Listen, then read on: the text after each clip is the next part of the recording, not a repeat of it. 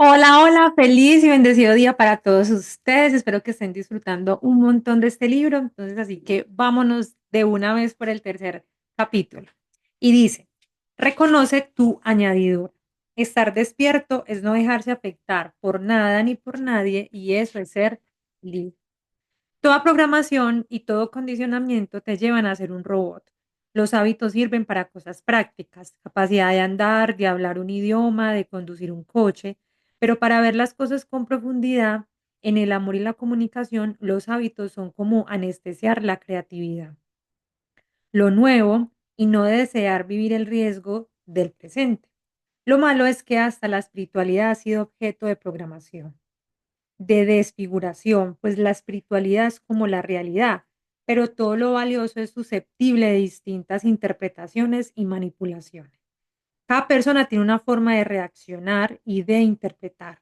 Yo conozco un sacerdote que está deseando tener un cáncer para morir sufriendo. Otros, la mayoría, se llevarían un gran disgusto al saber que tienen cáncer. Tanto una actitud como la otra no dejan de ser producto de una programación religiosa o cultural. Cuando una persona programada te ofende sin motivo, tan programado estás tú como ella por dejarte ofender, porque las dos reacciones son igual de absurdas e irreales. Ocurre que cuando estás dormido te molestan las personas que están dormidas, porque la programación del otro afecta la tuya, te la recuerda, y eso es lo que más te molesta, aunque no quieras reconocerlo. Y cuando un niño o un mono te hacen una mueca, reaccionas enfadándote, es señal de que eres un niño o tan mono como ellos. Estar despierto es no dejarse afectar por nada ni por nadie y eso es ser libre. Miren, aquí voy a hacer una intervención respecto a un tema de perdón que está muy relacionado como con esto. En el tema de perdón, que incluso lo tratamos en la membresía Trascender, hablamos de que al final nos damos cuenta de que no hay que perdonar a nadie más que a nosotros mismos porque yo permití que eso que yo llamé ofensa entrara en mí y me permití sentirme ofendido por eso.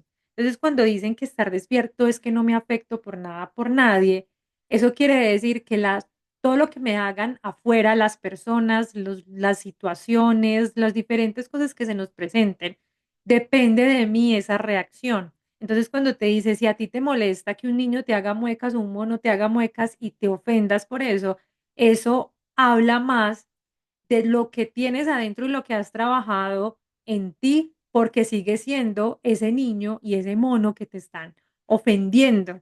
Realmente la ofensa no está más que cuando entra en mí y me siento ofendido. Si yo me siento ofendido, la situación es mía, el problema es mío, no es problema del otro. El otro me puede decir todo lo que quiera, pero si yo estoy despierta, como se refiere aquí Anthony, eso quiere decir que que nosotros tenemos que ver qué es eso que hay que trabajar en mí.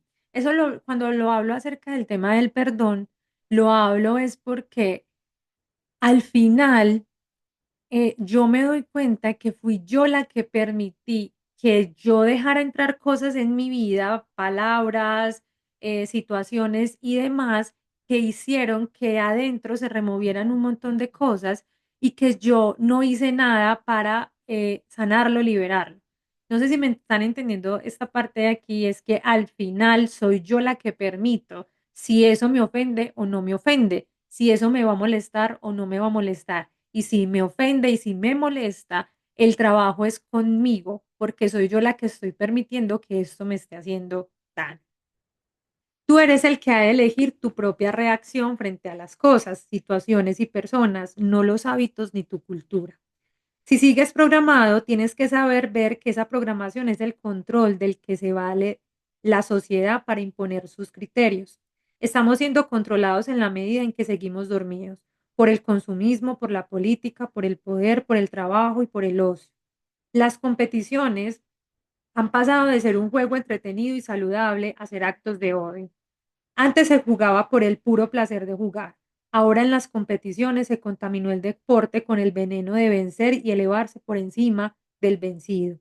Lo mejor del hombre es el amor y no lograr una marca, humillando a los vencidos. Yo soy mejor que tú y por ello consigo la admiración y la fama. Pero ¿en qué eres mejor que yo? en correr, en saltar, en meter una bola entre dos palos y dentro de un cesto. ¿Y eso para qué sirve? Amas con ello, te haces más persona. Lo peor de todo, estos son las comparaciones que miden al hombre ajustándolo a una medida ideal, rígida, y ponen en acercarse a ese modelo del ídolo toda energía y todo condicionamiento. ¿Para qué? Para que resplandezcan los valores auténticos, genuinos. Vivimos en una era adoctrinada. Hasta el Santo Padre, al asistir a la consagración de un grupo de cardenales, se le escapó decir, estos 150 cardenales que han tenido el honor de ser elegidos, es un honor ser cardenal, no es más bien un servicio. Estamos adoctrinados y nos dejamos arrastrar por las programaciones.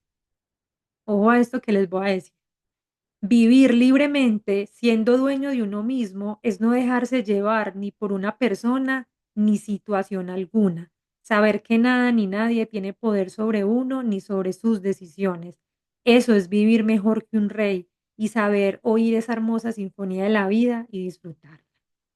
A veces puede haber emociones o depresiones por trastornos físicos o psíquicos, pero eso ya no te trastorna porque ya no te quita la capacidad de ser feliz y alegrarte con lo mucho, perdón, con lo mucho hermoso que se produce a cada momento ante tus ojos. La depresión está ahí, tú la observas, pero ya no te identificas con ella. Y esto es algo que he hablado de las desidentificaciones, no te identifiques con esa emoción, con ese sentimiento, con esa creencia. Es decir, hay una realidad y es que ella está en ti. Es decir, la depresión llega, ¿sí? Está ahí.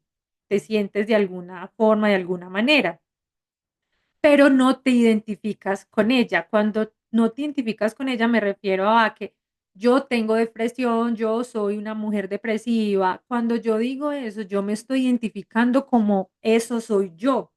Y realmente la desidentificación es verlo desde afuera, ver esa situación desde afuera. Tengo depresión, está en mí, la observo, pero no me identifico con ella. Es algo que está sucediendo por un motivo que conoces y por lo tanto está siendo controlada. Nada puede contra ti. Eso ocurre fuera de tu ser. En cuanto metes tu yo, pasa lo siguiente. Santa Teresa dijo que Dios le concedió el don de desidentificarse de sí misma y poder ver las cosas desde afuera. Este es un gran don, pues el único obstáculo y raíz de todo problema es el yo humano, el ego. Desidentificarse significa no afectarnos por lo que está ocurriendo, vivirlo como si le ocurriese a otro. Pues en cuanto metemos nuestro yo en cualquier persona, situación o cosa, preparémonos para sufrir. Vivir desidentificados es vivir sin apegos, olvidados del ego, que es el que genera egoísmo, deseo y celos, y por el cual entran todos los conflictos. Otra cosa que nos muestra que estamos programados es creer que cada uno está en posesión de la verdad. Cada religión cree tener la verdad y ser la única, la exclusiva. ¿Por qué? Temen perder si reconocen que puede haber verdad en cada una y en todas ellas. Si viviésemos desidentificados de nuestras creencias, no nos preocuparíamos por lo que lleven de acertado o no. Las creencias pueden cambiar, lo importante es lo esencial, que descubramos dentro de nosotros y que nos lleve a ir buscando la verdad y saber qué es de todo. Despertarte es despertar a la realidad de que no eres el que crees ser. Esto es desidentificación. Solo podrás conseguir esto cuando sea capaz de atribuir tus tribulaciones a tu programación y no a la realidad. Cuando uno se aflige, intenta cambiar la realidad para ajustarla a su programación, pues cree que esa será la solución a su problema. Pero como no lo consigue, su frustración viene a sumarse a su aflicción y el problema no se aclara. Si el problema viene de tu programación, no puedes cambiar la vida y a los demás, sino desprogramarte o ver, por lo menos claramente, de dónde viene el problema. Si cambias y te abres a la realidad, verás cómo todo cambia a tu alrededor, pues era tu mente la equivocada y al cambiar tu mente y abrirte a a la realidad, cambiará tu manera de ver y de vivir llamando cada cosa y situación por su nombre. Recuerda aquello de en vez de alfombrar todo el mundo para que no tropieces, es más fácil que te calces unas zapatillas. ¿Se consigue la felicidad en esta vida? Cuando sueltas tus alucinaciones, te darás cuenta de que la felicidad siempre estuvo en ti, pero se metieron las exigencias de por medio, la cultura, los deseos, los miedos, con sus mecanismos de defensa y la fueron ahogando. Darnos cuenta de esto ya es dar un gran paso. Una persona con tantas exigencias y problemas no puede amar ni encontrar la felicidad, porque ya tiene bastante con defenderse lo que cree que está atacando. En ese estado, lo que llamamos amor es egoísmo, amor a nuestro ego, interés propio. Nos sentimos tan mal y con tantos miedos que solo podemos mirarnos a nosotros mismos, vigilándonos con recelo porque en verdad tampoco nos amamos. Amor es pura gratitud y nosotros nos ponemos condiciones. Y si nos ponemos condiciones a nosotros mismos, ¿cómo no vamos a ponerles a los demás? Convertimos eso que llamamos amor en un egoísmo refinado que utilizamos, o para darnos placer, o para evitar sensaciones desagradables, sensaciones de culpabilidad o miedo al rechazo. Para evitar esto, comerciamos con lo que llamamos amor. Si somos capaces de ver esto y de llamar las cosas por su propio nombre, ya empezamos a ver claro. Reconoce tu añadidura. A Dios solo se le encuentra por un proceso de sustracción. Sabiendo lo que no es, no añadiéndole nombres, conceptos y etiquetas, encontraremos a Dios. Dios es y por ello es inaprehensible. No lo podemos enmarcar ni clasificar porque escapa toda objetivación. Por eso el ser humano es también inaprehensible, porque es semejante a Dios. Cuantas más añadiduras le pongamos al ser, menos lo vamos a conocer.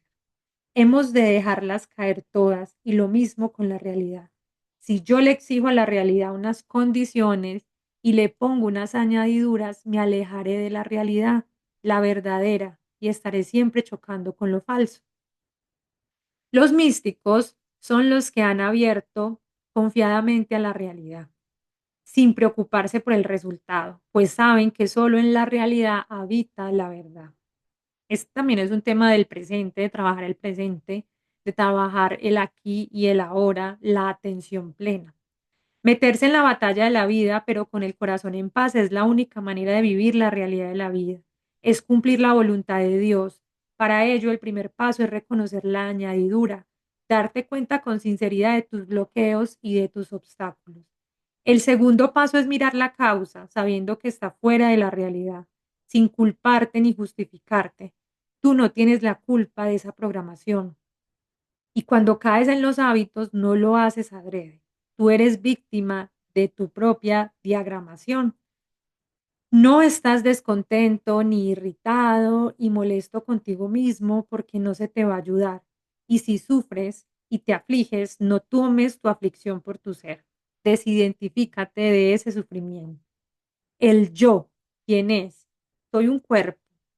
No porque las células de mi cuerpo son renovadas continuamente y en 7 años no queda ni una de las anteriores, y sin embargo sigo siendo el mismo, yo no soy mi cuerpo, pero tampoco soy mis pensamientos, pues ellos cambian continuamente y yo no.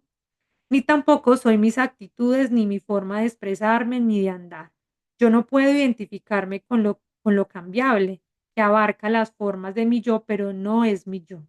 Tú eres el ser, lo que es. El cielo es, no cambia, las nubes sí. Lo único que puedes buscar es lo que no eres, pues en cuanto puedes objetivarlo, ya no lo eres, sino que es una forma, una expresión de lo que realmente eres.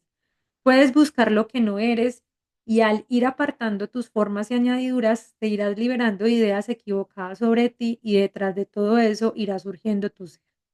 Así es que el tercer paso es no identificarte con las formas que cambian, ni apegarte a ellas, ni rechazarlas, ni ponerles etiquetas, ni valorarlas, dándoles una importancia que no tienen. Llamarlas por su nombre, son formas nada más. Y si le das batalla, toman una importancia que en sí no tienen. Cuando las mires tal como son, perderán importancia y se replegarán a su lugar. Hay que comprenderlas, entender por qué están ahí, para que no te estorben ni molesten. Entonces, la importancia que le hayas dado hasta ahora se va porque no es real, no existe, y descubres que no eran más que alucinaciones del sueño de un ser dormido. No hay que violentarse con nada, ni para mejorarlo, ni para cambiarlo. Lo que es, y solo lo es por su propia causa. Nada lo puede dañar si está despierto. El místico vomita antes el fruto del bien y del mal para poder entrar de nuevo en el paraíso. No enjuicies nada, sino comprende el porqué y el lugar de las cosas. La felicidad no es el resultado de nada. Ella es en sí misma y la descubres cuando te libras de todo juicio y añadidura. Cuando quieres arreglar las cosas, metes en ella tu yo endemoniado, tu apego y lo estropeas todo. Entra solo en la realidad. No te apegues ni siquiera a la liberación, porque ella no es aprensible, no se deja apresar. Y lo que harás es crearte otras cadenas, otra esclavitud. Solo tienes que ver las cosas como son. Las cosas solo serán cuando deban ser, por mucha prisa que te des. La realidad no es algo que se pueda forzar ni comprar. Se trata de ver la realidad tal como es. Lo cierto es que ya estás en ella, siempre lo has estado, pero la buscas, como aquel pez que iba loco buscando el océano. Lo único que no te dejan tu programación y tus exigencias. Nadie hace el mal sin una justificación. Es la justificación la que lo engaña. Nadie se daña a sí mismo conscientemente, sino inconscientemente. El que hace el mal es un loco que no merece castigo, sino cura. No se puede condenar al que peca, sino el pecado, que es un error. Las acciones pueden ser malas o buenas y siempre dependerá de la madurez y cordura del que las cometa. No puede llamarse malo al que comete actos equivocados, creyendo que los hace bien, o al que hace eso compulsivamente, defendiéndose de los peligros que solo están en su imaginación. Ese es un loco, un ser dormido al que hay que despertar o un enfermo al que hay que curar. Nadie hace las cosas malas adrede, fríamente, por maldad, por la sencilla razón de que el componente sustancial de nuestro ser es el amor, la bondad, la felicidad, la belleza, la inteligencia como luz de la verdad. Si esta sustancia está ahogada por los miedos, por el sufrimiento, la única solución es sacar lo que estorba. Las cosas se observan para ver la verdad que hay detrás de las formas con que se cubren. Uno puede tener en la mano un papel sucio creyendo que es un cheque de mucho valor. Si lo haces renunciar a él o se lo quitas antes de que se descubra su valor real, esa persona siempre estará creyendo que le quitaron algo de valor y se comportará como un ser estafado, engañado, despojado, y sus reacciones serán de autodefensa. Así nunca despertará la realidad. Primero, habrá que despertarlo y luego él mismo será el que tire el papel sucio riéndose del engaño en que estuvo metido y entonces sí quedará liberado. Y si renuncias voluntariamente a algo, creyendo que es un valor y que has hecho un sacrificio con ello, siempre te vanagloriarás de lo que has hecho y pedirás aprobación y admiración de los demás. Pero si antes despiertas y comprendes que en esa renuncia tuya no hay nada de valor, que lo que has hecho es buscarte a ti mismo, ¿cómo te vas a vanagloriar de renunciar a algo que no servía para nada? Al contrario, te sentirás bien por haberte liberado de algo que te impedía ser más tú mismo. Pero además, entonces comprenderás con humildad a aquellos que aún se sienten apegados a lo que tú ya has renunciado por estar despierto. No tengas miedo. ¿Cómo sería Jesús para que todos los sencillos se sintieran tan a gusto con él? Jesús no se sentía superior a los demás porque vivía en la realidad. La señal de estar en contacto con la realidad es la sencillez. El miedo es lo que nos lleva a quedarnos en la programación. Lo contrario al miedo es el amor. Donde existe el amor no hay miedo alguno. Y el que no tiene miedo alguno no teme a la violencia, porque él no tiene violencia alguna. Toda violencia viene del miedo y crea más violencia. El que se enfada es que tiene miedo. Nosotros huimos de los enfados porque provocan nuestros miedos y a la vez nos ponen violentos. Nos asustamos de la agresividad porque despierta nuestra propia agresividad. Nos defendemos no por justicia, sino por miedos. El místico es el capaz de liberarse completamente del miedo, por eso no es violento. El enemigo del amor no es el odio, sino el miedo. El odio es solo una consecuencia del miedo. El miedo genera los deseos. Los deseos son otra consecuencia del miedo. El que nada teme está seguro y nada desea. Hay un deseo común, bueno, voy a hacer aquí un paréntesis con esta última frase que dice, el que nada teme está seguro y nada desea. Eso también está muy ligado y muy acompañado de esa certeza, de esa confianza que tienes con el universo, con Dios, con la vida, de que estás siendo sostenido. Obviamente el miedo es lo que nos hace estar inseguros, es estar en incertidumbre, es estar pensando en el futuro, es estar sobrepensando qué voy a hacer dentro de un mes, dentro de 2 meses, qué será de mi vida dentro de un año. Y vivimos con ese miedo constante o con estos pensamientos que provienen realmente del miedo. Desde el que nada teme, está seguro que siempre va a estar sostenido, que siempre tiene esa certeza de que todo va a llegar a su vida de la mejor manera. Hay un deseo común que es el cumplimiento de lo que se cree que va a dar la felicidad al yo, al ego. Ese deseo es apego porque ponemos en él la seguridad, la certeza de la felicidad. Es el miedo el que nos hace desear agarrar con las manos la felicidad y ella no se deja agarrar.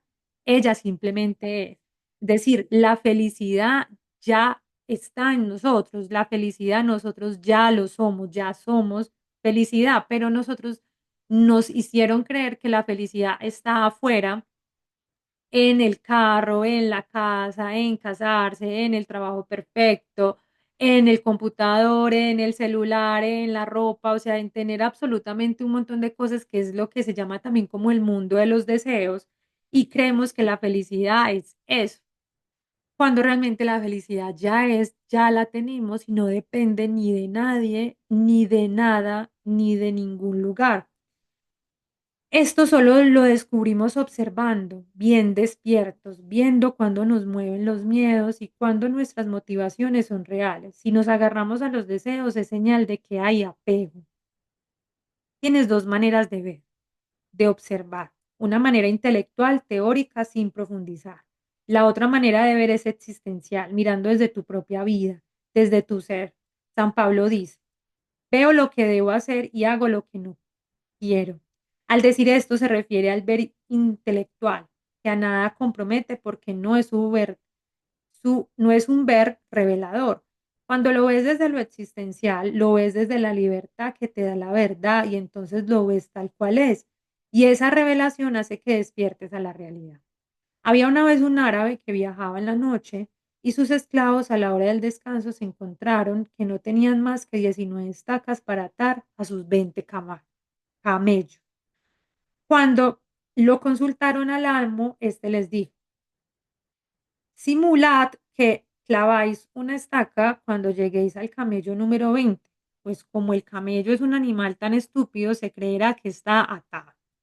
Efectivamente, así lo hicieron y a la mañana siguiente todos los camellos estaban en su sitio y el número 20 al lado del que se imaginaba una estaca sin moverse de allí.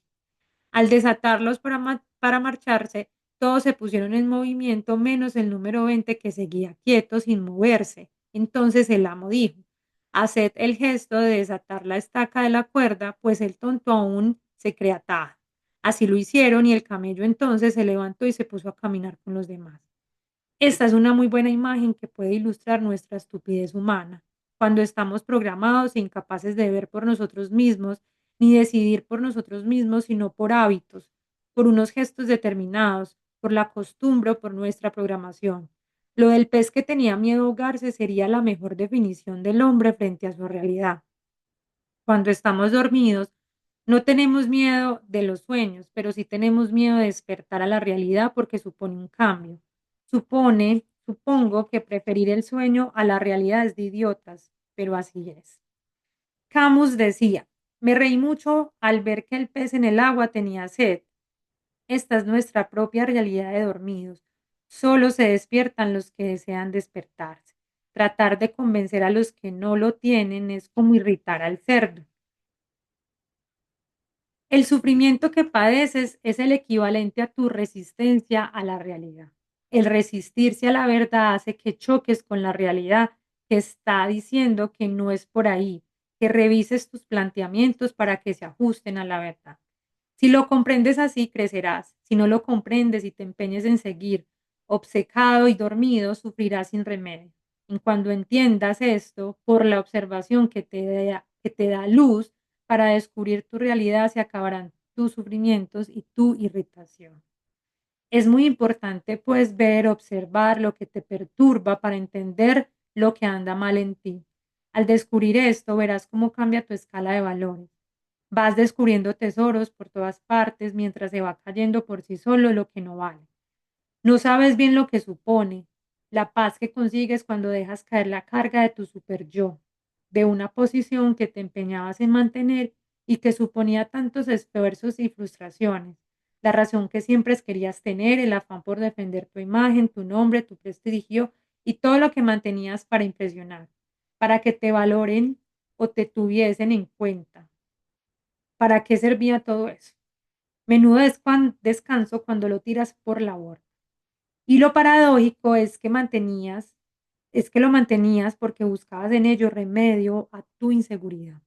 Y la verdadera seguridad la alcanzas cuando lo sueltas todo. Ese es tu premio, con el que te sorprende la realidad. Y resulta que tienes motivos para estar siempre contento, pues las experiencias buenas son siempre gratificantes y las malas te proporcionan crecimiento al señalarte los obstáculos. Incluso las personas que te dan la lata son motivo para que cambies. Al conocerte mejor, ya no te empeñas en cambiarlas a ellas. No hay nada más clarividente que el amor. En cambio, la emoción del apego que tomas por amor te hace ciego. Si estás apegado a tu amigo, no podrás verlo porque te lo impedirá tu emoción. La emoción del apego trae consigo reacciones, pero no acciones. Para las acciones tienes que estar despejado y despierto. Meterse en la batalla, pero con el corazón en paz, es la única manera de vivir la realidad de la vida. Así que aquí les dejo este tercer capítulo, qué reflexiones le dejan.